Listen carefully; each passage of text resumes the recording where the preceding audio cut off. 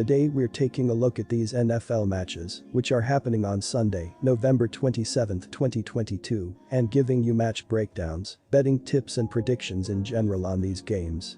Welcome back to High Stakes, let's get straight into it. Also, don't forget to subscribe and push that notification bell to get notified as soon as we release these sport prediction videos, and if you would like more betting tips and predictions, then check out our Patreon in the link down below.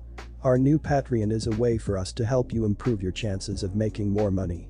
Multiple plans are available for each and every one of you. By becoming a member of the High Stakes Patreon, you will have access to our best team picks, total picks, parlay picks and much more. Stop wasting hours of your time searching for bad betting predictions that ends up costing you a lot of time and money. Join the High Stakes Patreon now and get the best betting picks. Going back to our video, we will give you 2 betting picks for each game, a team pick and a total pick based on facts and detailed explanation. So make sure to watch our videos till the end so you don't miss any of our picks.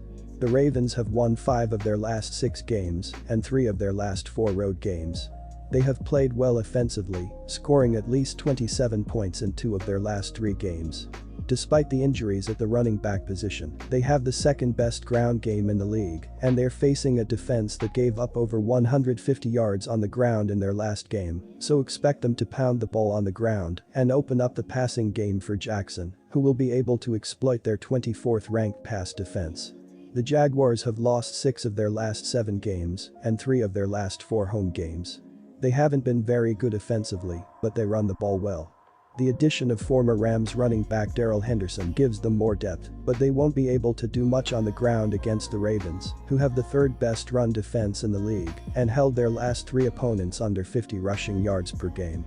The addition of LB Roquan Smith turned a pretty good defense into a very good one. This will allow the Ravens to pressure Lawrence and force him to make mistakes. With the Ravens holding opponents under 20 points per game, the Jaguars will have a hard time keeping up with them, so go with Baltimore to cover the spread. Take Baltimore Ravens minus 3.5 points. These offenses are not going to be able to score well enough to reach this number, as the Ravens are averaging 22.3 points in their last 3 games, while the Jaguars are putting up 19.5 points in their previous 4 games. With these teams, there should be a lot of rushing attempts to chew clock, as there are guys like Lamar Jackson, Travis Etienne, and Kenyon Drake are going to keep the clock running. The under is 5-1 in their last 8 games against one another. Go with under 43.5 points in this game. Washington Commanders vs Atlanta Falcons. For Atlanta, a strong start to the season saw them give way to back-to-back losses in 3 of 4 games. A win against Chicago helped to right the ship and keep them alive in the NFC South race. The more pressing concern is how the Falcons have fared away from home this season, where they have a 1-4 record. Washington certainly isn't the most daunting opponent, but with road games having caused issues all season long for this group, it's difficult to know if they're going to be able to flip a switch in this one. There might not be an NFC team playing better right now than Washington, and they'll be hoping to keep that going into Sunday. Sitting at 6-5, they still probably started a little too slow to find their way into the NFC East race, though getting into the playoffs still seems plenty possible. The Commanders have 2 wins in a row, including handing Philadelphia their first loss, while they've won 5 of their last 6 overall. With 4 of those wins coming on the road, there's no doubt that this group will be happy to be back home. Atlanta will be a tough test, especially when compared to facing Houston last week, but this group certainly seems up to the challenge. This is a matchup primed for Washington to find success, and there's little doubt that they'll find the win. The Commanders are riding quite a bit of confidence and momentum in this one, but the defense will be the difference for them. With the league's 6th ranked rushing defense, they are built perfectly to slow down Atlanta on the ground, and by stopping them on the ground, they are bound to find success in this one. Being with Pitts will hurt Atlanta through the air as well, and being on the road will be the final hurdle that the Falcons will be unable to overcome. Additionally, according to covers.com, the Commanders are 5-1 ATS in their last 6 games overall. The Falcons are one of the most run-heavy teams in the NFL, rushing at a rate of 56.58%, second in the NFL. Despite their predictably run-heavy attack, the Falcons are 12th in the NFL in points per game at 23.5.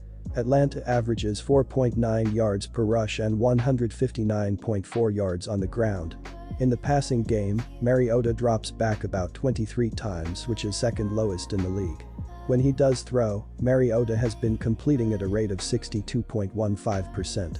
The offensive line has had its own struggles as well.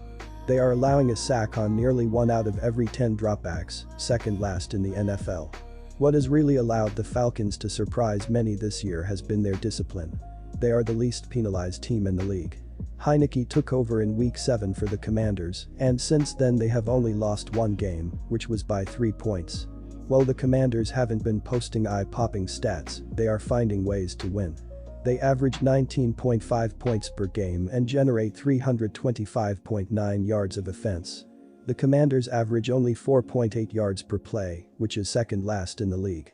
Inside the red zone, they haven't been consistent, only scoring on 51.72% of their trips inside the 20. As we saw against the Texans, Washington only came away with points on 1 to 4 trips. Not a recipe for long-term success. Heinicke is far from a passing prowess, and Mariota isn't daunting throwing the ball either. Both of these teams like to run, and both of these teams have dynamic running backs, and each QB is mobile for that matter. Washington has been stout against the run, and I expect them to give the Falcons fits early on.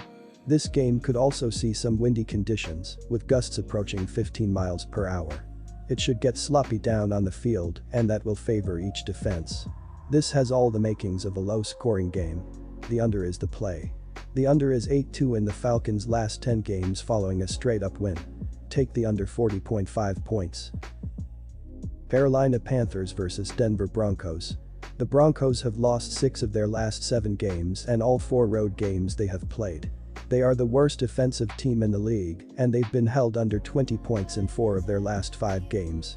They don't run the ball well, and they just released their leading rusher, which will put more pressure on Wilson.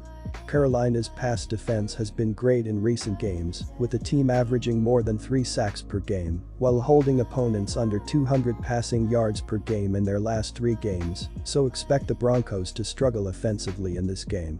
The Panthers aren't that much better offensively, and they're starting their third quarterback in their last 3 games, which doesn't give off a lot of confidence. But, with the exception of their last game against Baltimore's stout run defense, the Panthers have run the ball efficiently, thanks in large part to Foreman, who rushed for over 115 yards in 3 of their previous 4 games.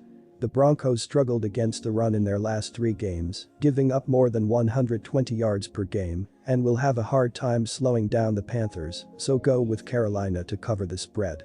Take Carolina Panthers plus 1.5 points. Denver has lost 6 of its last 7 games, falling to the Raiders twice, Colts, Chargers, Jets and Titans, while also failing to cover in 5 of those contests and averaging an underwhelming 14.8 points per game.